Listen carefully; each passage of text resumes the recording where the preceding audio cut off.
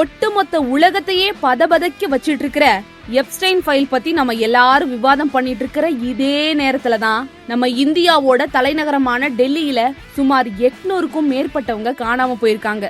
அதுல பெரும்பாலும் அதாவது 509 பேர் பெண்கள் மற்றும் குழந்தைகள் தான். இந்த வருஷம் தொடங்கி ஜனவரி 1ஆம் தேதியிலிருந்து 15ஆம் தேதிக்குள்ள இத்தனை பேர் டெல்லியில காணாம போனது இந்திய மக்களை ரொம்பவே பயத்துல ஆழ்த்தி இருக்கு.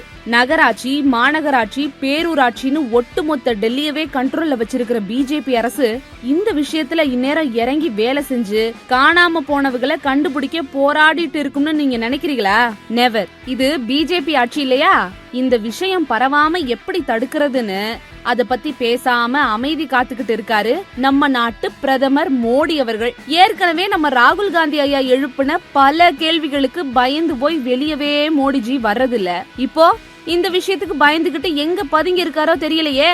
பிஜேபி பக்தர்களே, உங்க மோடி ஐயா கிட்ட கொஞ்சம் சொல்லுங்க. நீங்க தான் இந்த நாட்டோட பிரதமர், வெளியே வந்து பதில் சொல்ல வேண்டியது உங்களோட பொறுப்பும் கடமையும்னு அவருக்கு கொஞ்சம் சொல்லி கொடுங்கயா. இத்தனை பேர் மர்மமான முறையில காணாம போயும் கூட அத கண்டுகொள்ளாத மோடி அரச தேர்தல்ல அடிச்சு ஓட விடணும். என்ன நான் சொல்றது?